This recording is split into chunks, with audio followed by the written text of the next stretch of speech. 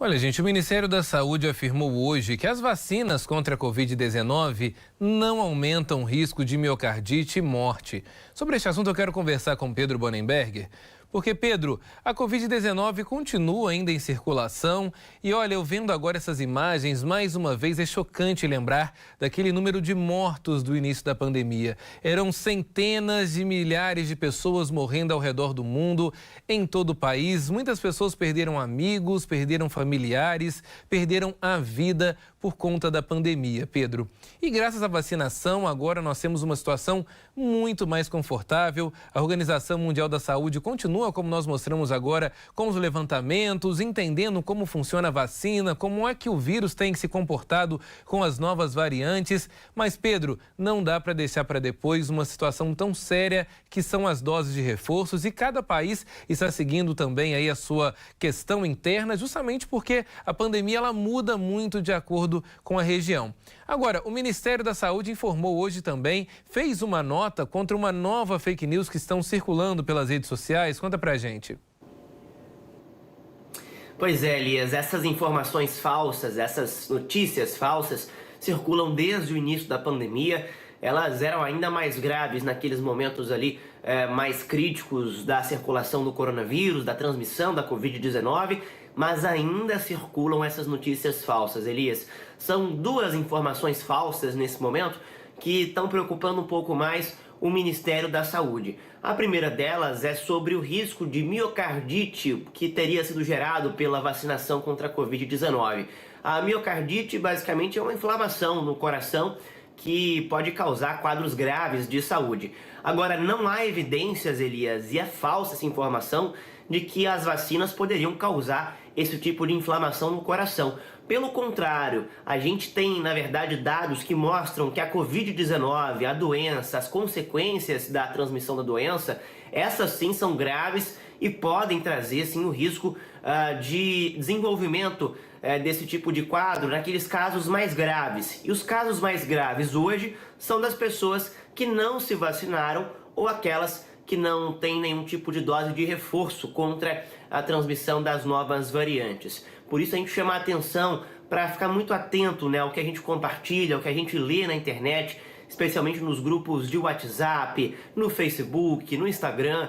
Essas informações muitas vezes acabam sendo mal baseadas ou elas também são falsas, né? E a gente compartilha algumas vezes com desconhecimento daquilo ali. Então é preciso ter muita cautela, muito cuidado, Elias, na hora de compartilhar qualquer tipo de informação. Outros áudios ainda relatam que um grupo de idosos teria perdido o movimento das pernas depois de ter sido vacinado, o que também, obviamente, é falso. Não há qualquer tipo de relato nesse sentido no país ou mesmo no planeta, Elias, que as vacinas causaram situações como essas. A gente sabe que existem algumas consequências da vacinação que a gente chama de quadros adversos, mas são quadros leves, né? Quem tomou a vacina sabe que às vezes dá uma dorzinha no braço, tem um pouquinho de febre, vez ou outra, mas é um quadro que dura 1 ou 2 dias e depois a gente já tem um quadro de estabilidade sem nenhum tipo de complicação.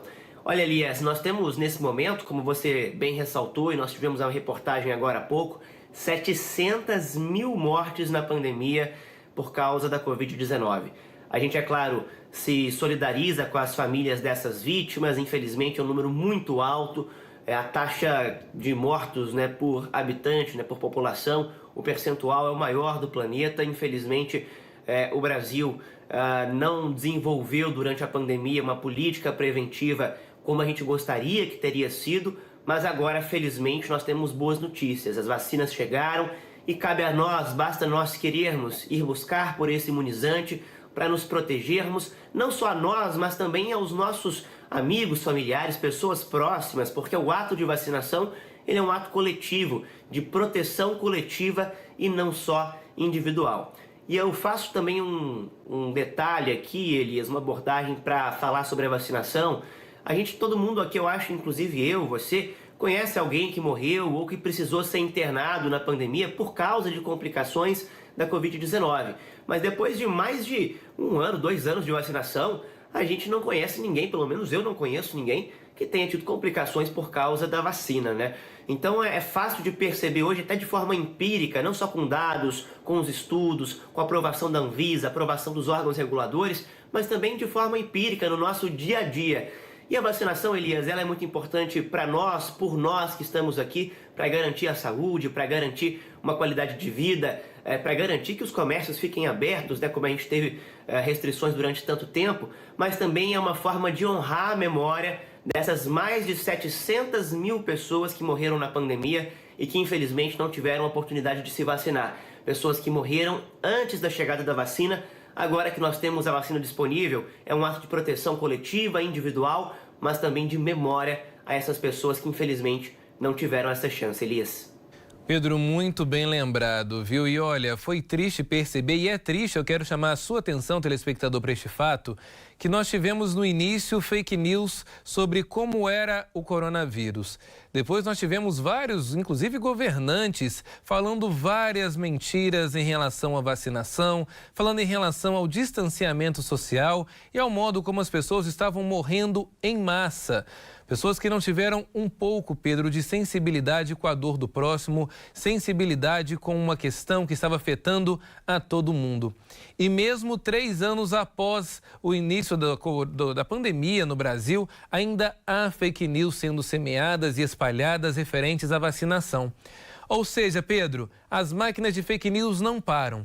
E elas não atacam apenas a saúde da política, mas também a saúde de milhares de pessoas que acreditam nessas situações e, infelizmente, ainda não foram alertadas sobre o risco da própria vida, não é? Se pegar um vírus tão grave como foi lá atrás e continua sendo ainda o coronavírus, não só no Brasil, como em todo o mundo.